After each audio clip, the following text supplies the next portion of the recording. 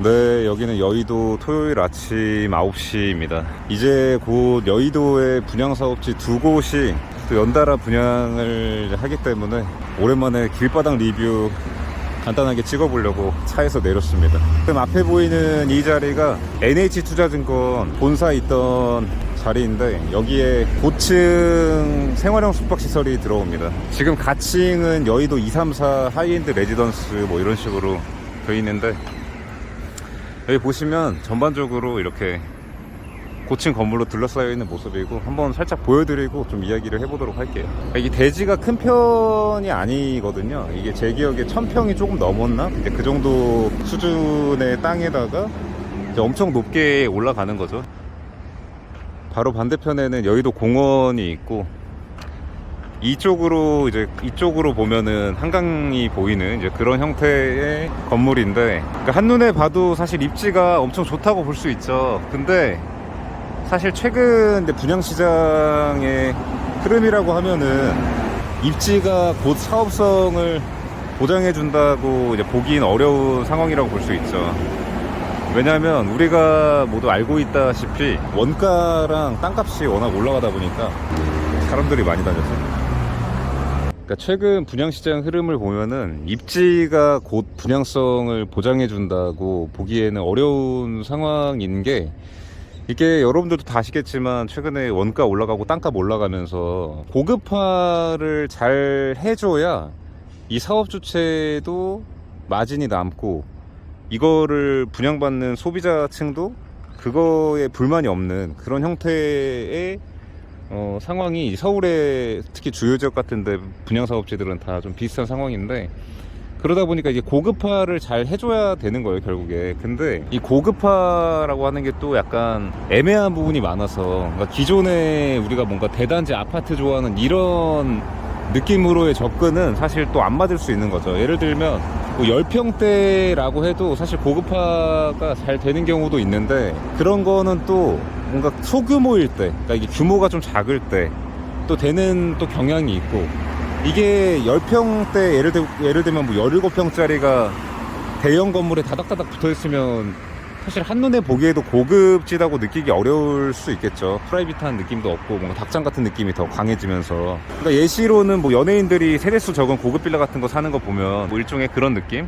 일반적으로 우리가 부동산 투자할 때는 대단지 아파트가 무조건 더 좋다고 생각했는데 빌라보다, 아무튼 그런 느낌이 있는데, 여기 같은 경우가 조금 소형 위주의 생숙이에요. 근데 필연적으로 분양가는 엄청 높게 받아야 되는데, 근데 이런 소형 플러스 대규모 단지라고 하는 뭔가 언밸런스한 조합인데다가 생활형 숙박시설이라고 하는 불리한 형태를 갖고 있기 때문에, 그러니까 분양성은 이게 입지가 엄청 좋음에도 불구하고 지금 좀 회의적으로 보는 게 일반적인 상황일 것 같고, 근데 물론 이제 그런 이유 때문에 생활형 숙박시설로 한 거겠지만, 예를 들면 생활형 숙박시설은 이제 주차 대수 규제가 적기 때문에, 오피스텔보다도 한참 적기 때문에, 지금 여기 보면은 1000평인 땅에 57층으로 지으니까 당연히 그 세대수도 348실이나 되는데, 이거를 주차 대수를 한 대씩 맞추려면은 안 그래도 사업성 안 나오는데 사업성 맞추기가 어려우니까 생숙은 그게 좀 가능하단 말이죠.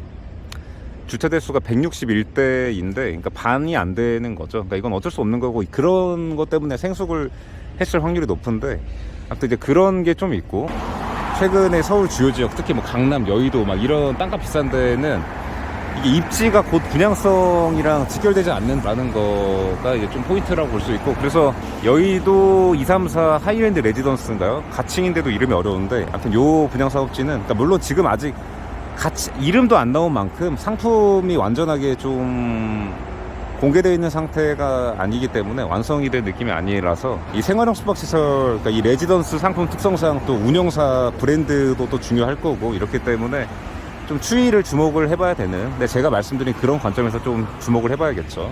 지금 예상되는 걸로는 가격이 전용 면적 기준으로 평당 1억을 훌쩍 넘는 수준으로 나올 것 같다고 예상하는 그런 상황인데, 이제 그런 가격을 뚫고도 이 소비자층에서 투자 메리트를 느끼거나 아니면은 뭐 사용 가치에 대해서 인정을 하게 돼서 이게 분양이 잘 되려면 이제 그런 것들에 있어서 고급화를 뚫어야 될 텐데, 근데 또 이게 필연적으로 생숙이라는 상품 특성상 이게 운영사가 들어가게 되고 또 고급화를 하려면 또 고급 운영사가 들어가야 되지 않겠습니까? 근데 그러다 보면 당연히 운영사 비용이 많아지고, 예를 들면 평당 가격, 분양 가격은 비싼데 운영사 비용이 많아지고, 근데 받을 수 있는 그 임대료, 숙박료는 사실 시세라는 게 있기 때문에 내 맘대로 끌어올릴 수 있는 게 아니라서 이제 그런 이제 계산기 두드리는 게 지금 굉장히 좀 어려울 것 같은 상황일 것 같아요. 그래서 뭔가 이 사업지 자체도 지금 약간 지지부진한 느낌이 좀 있는 게 이제 그런 이유이지 않을까 싶고, 아무튼 요 정도 이야기 해보고 또 다음에 자세히 리뷰를